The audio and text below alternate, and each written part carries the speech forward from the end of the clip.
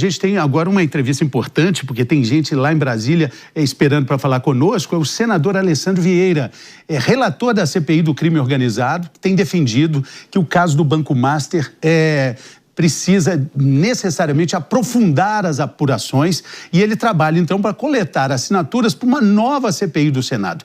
Bom dia, senador, seja bem-vindo ao nosso Morning Show. Queria logo começar perguntando para o senhor, né? Tem a CPI do crime organizado, o senhor é relator, tem a CPMI do INSS, todas elas acabam convergendo para alguns mesmos assuntos. Sendo assim, mesmo assim, o senhor acha que realmente é necessária mais uma CPI? Bom dia. Bom dia. Sim, nós temos uma conexão entre os casos, né? O caso da máfia do INSS e o caso Master tem claramente conexões. Em regra, crimes dessa natureza, que envolvem muito dinheiro, vão se conectar na lavagem. Mas me parece que existem conexões além da parte de lavagem, existem operadores que trabalharam nos dois escândalos. A gente está agora coletando assinaturas, já temos 24 assinaturas das 27 necessárias para uma CPI específica para apurar essa relação entre esse grupo criminoso e dois ministros do Supremo Tribunal Federal, Dias Toffoli e Alexandre de Moraes. E por que essa CPI específica? Para afastar a estratégia que tem sido utilizada por alguns membros do STF de questionar a legitimidade, questionar o objeto. Eles têm feito isso para anular quebras, para evitar depoimentos. Então, já está aplicando a vacina logo de cara. É uma CPI com fato especificamente delimitado, a apuração dessa relação entre um grupo criminoso e dois ministros do Supremo Tribunal Federal.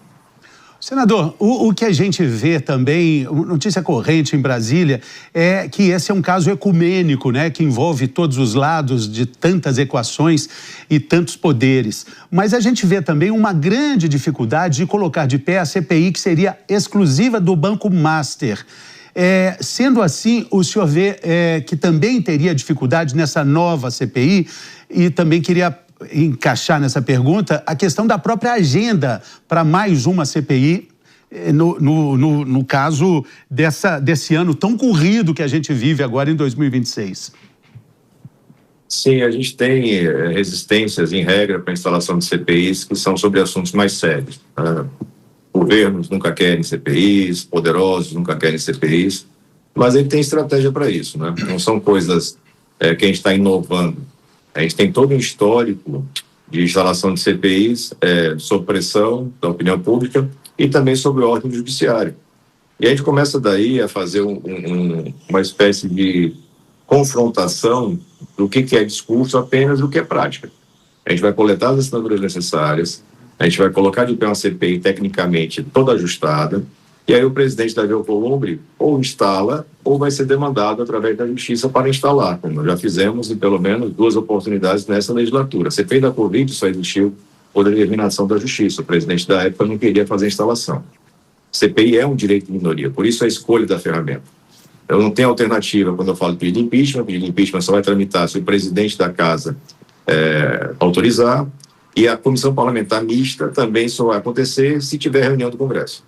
Se não tiver reunião do Congresso, não tem leitura do requerimento, a coisa não anda. Então, a escolha é muito técnica e muito precisa. Uma CPI focada num fato específico e feita lá no Senado. E a agenda? Como é que fica esse prazo apertado de agenda? Como a gente delimitou bem o alvo da apuração, me parece que não é uma apuração de longo curso, não. Algumas informações já são públicas, né? E elas estão sendo a conta-gotas confessadas pelos ministros.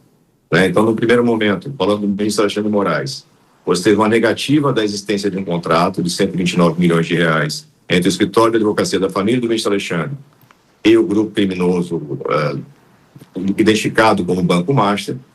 Depois a gente tem o reconhecimento de que existe contrato, depois tem reconhecimento de que teve pagamentos, e no dia de hoje, a justificativa de uma suposta contraprestação através de pareceres internos e reuniões realizadas entre o banco e o escritório de advocacia.